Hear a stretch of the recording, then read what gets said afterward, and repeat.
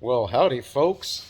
Hope everyone's doing just fine. So, I don't really have anything to talk about today. I mean, there's things to talk about, but you know, kind of busy doing other stuff. So, more importantly, actually, I'm just really happy because I have this um, and this One Nation Under Blackmail, Volumes One and Two by Whitney Webb. If you don't know who Whitney Webb is, she's an author, journalist, kind of, sort of. In any case, she's been making her rounds on this book tour. Say hi, baby. And, she was on Viva Frey a little bit ago. What I saw her on Jimmy Dore. She's making her rounds, but basically she uncovers the entire documented collusion of the federal government and its blackmail scheme with the organized crime syndicates. And this is why everything is how it is. This is why, let's say, Enron was fudging its books and was getting support from banks and oil companies and Wall Street, and they all knew that they were fudging the books, and yet they just kept propping it up. It's why we have the massive amount of human trafficking going on that's continued to build up. It's why there is a death cult that is the religion of many a leftist. Um, it's all because of this utter corruption. I think another good book on the big picture of all this to pair with that would be Ron Paul's In the Fed, because Ron Paul describes quite aptly that. Oh yeah, you're gonna come up on this side. He describes quite aptly how the whole system, because of its all funny money, is built for corruption. Now, Whitney Webb understands that these people want to enslave you and be powerful. And, yeah, that's what they're doing. That's what all this great reset stuff is. That's what the central bank digital currency stuff is. That's what the you will own nothing and be happy stuff is.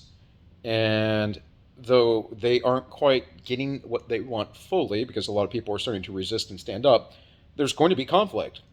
But the biggest way that we can fight back is by exposing them and waking up those people who have been synthesized by them, who've been synthesized by the enterprise, Inuit Coeptus, our enterprise. At least that's one way you can interpret the Great Seal, right? Novus Order Seclorum, the new order of the ages. And the gentleman who, Thomas was his last name. I can't recall his first name off the top of my head. But the gentleman who put that on the reverse side of the seal way back when the United States was founded under the Constitution was replacing a motto that was much simpler and much more direct that, was like basically meant blessed by God. And instead he interpreted the oh, Fiona's going to read the books. He wrote down a different phrasing, but then there's also this rumor that he, well, quotes from himself, that he wrote a book of what really happened in the United States and the histories, but he said that he destroyed it because he was going to let the heroic tales and the mythologies persist. And what I believe he's alluding to is the fact that it was a long time coming plan of the occult and mystery schools to bring about a world, right? This is George Bush's speech on the 1,000 Points of Light. They've been working at this for thousands of years, folks. I listen to someone like Tim Pool say, and I bring up Tim a lot because I do watch Tim, but because he's such a big influencer in the political arena. And I've listened to Tim Pool say things like the scriptures say that no man will buy or sell. And he goes, oh, it really says that? Oh, well, they had to have read that. That's most likely. They read that, and then they figured out that's what they would do. And it's like, no, you fool. That's prophecy. And honestly, they could read that and get the idea from it. It's still prophecy. It said it was going to happen. It happened. It has been happening. It's been happening for a long time. That's the way it's always gone.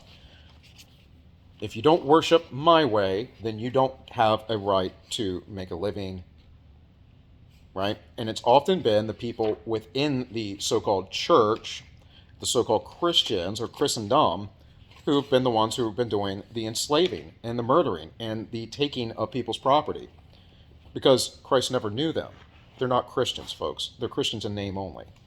They're, political organizations like the Catholic Church are not having anything to do with the practices of the early church or what Christ taught or anything in the Bible. It's all man-made, and it's all Romanism, and it's paganism. And there are other groups that share some of those things, and Christians are all mixed up and believe all kinds of crazy stuff that just was never taught for 400 years. But anyways, the book One Nation Under Blackmail had to be split into two parts. I'm really looking forward to reading this. I am very psyched about it. I'm glad I came across it. When I get here in January, I'm going to reduce my work hours. I'm going to be working on some other side projects, business stuff. But I'm going to really work on this year, especially come spring, really hard on the Synthetic Society. Because now that because I wrote a lot. I wrote a lot in like 3-4 weeks. I wrote a ton. And then I was going to go through and edit it and all that stuff. But the reality is that I feel like with life circumstances that was an opportunity given to me by God to actually expand and expound upon these things. And that means more information gets brought to light to me, and I can suss it out better and make my book more detailed and more encompassing. That's one of the big problems with a lot of let's say people who write, is that they can't quite build a big enough picture sometimes, or they're overly focused and kind of myopic way, right? I want to talk about a broad philosophical perspective in truth, based on the knowledge that we can gather from how things actually work.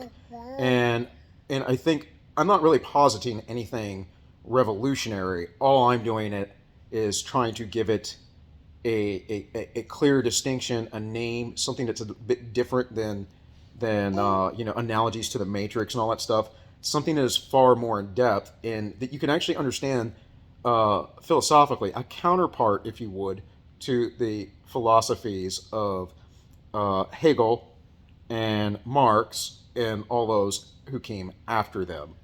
So really, really psyched to read these books. I need to actually get back to Race Marxism by James Lindsay, because a lot of that's very important too. And what I will do is tie all those things together and show how this has been a giant psyop. You laughing? For all the world to see. Yeah. And the fact that people don't know about the blackmail extortion rings and think people are crazy, or think that Madison Cawthorn, who said he was invited to a sex orgy, was lying. I don't think Madison Cawthorn was lying at all. I think they were trying to get, to blackmail him. I'm more than certain, because I know what goes down in D.C. I know the people who work in the political orgs. I've said many a times, I've been very fortunate in my life to meet a lot of high-profile people, I should say.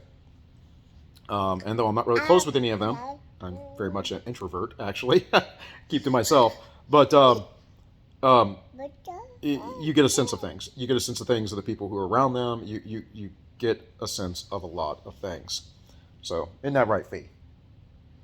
But anyways, guys, that's all I have. It's been all my one. My name is Bill, and I wish you all well. Say bye-bye.